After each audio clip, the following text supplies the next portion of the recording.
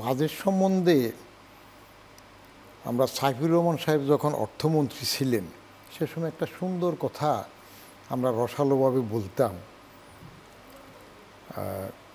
Enjoy করার জন্য,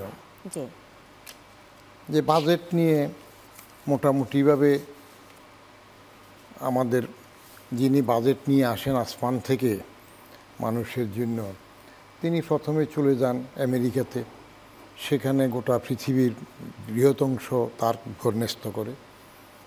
তারপরে উনি রানীর কাছে যান, ওইখানে অনেক সময় কেটে যায়। বাকি বিশ্বের অন্য দেশগুলোতে যাওয়ার জন্য তখন আর ওই ফেরেশতার সময় কম থাকে। প্রত্যেক ওই অন্যান্য দেশগুলোর সবাই অর্থমন্ত্রীরা হাত পেতে থাকে, ওই ফেরেশতা শুধু বলে যায় same as the last year, same as the last year, same as the last year. ওইটা নিচে পড়তে পড়তে যেগুলো দাঁড়ি কমা সেমিকোলন একটু চেঞ্জ হয়, ওইটুকুই বদলায়। মোটামুটি বাজেটটা একই প্রক্রিয়ায় চলে। ডিফারেন্স হয় সরকার বদলাইলে যে সরকার আসে রাজনৈতিক দলের, তারা তাদের প্রেলিউড শুরু করে। যেমন আগে আমরা বিএনপির সময় প্রেলিউডের মধ্যে তাদের গৌরব গাথা বলতো, আওয়ামী লীগের সময় একচেটিয়া তারা তাদেরটা প্রথম বলতো প্রেলিউডের মধ্যে। এইবার সে অবস্থার থেকে একটু ভিন্নতর হয়েছে, যেহেতু এটা অন্যরকম সরকার হয়েছে, এরা একরকম করে বললো।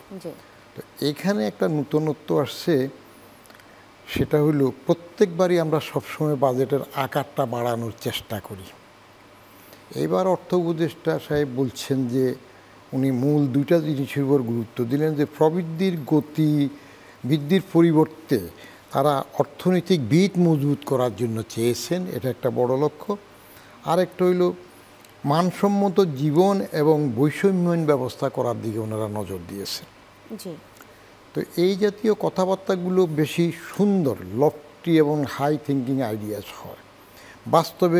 বাস্তবায়নের পরে বাস্তব অবস্থাটা বোঝা যাবে কতটুকু হয়।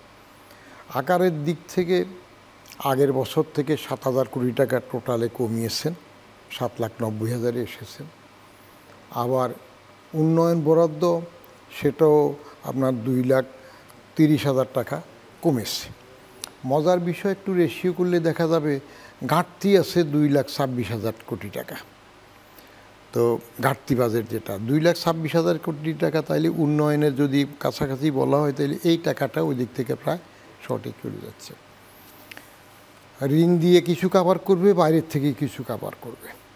কিন্তু এনবিআরের লক্ষ্যমাত্রা এবার বেড়েছে রাজস্বের মধ্যে। টোটাল যে 5,64,000 কোটি টাকার যে রাজস্ব টার্গেট, তার মধ্যে জাতীয় রাজস্ব বোর্ডের জন্যই তো 4,99,000 কোটি টাকা, 5 লক্ষ কোটি বলেন, এই 1,000 কিছুই না, 5 লক্ষ কোটি টাকা।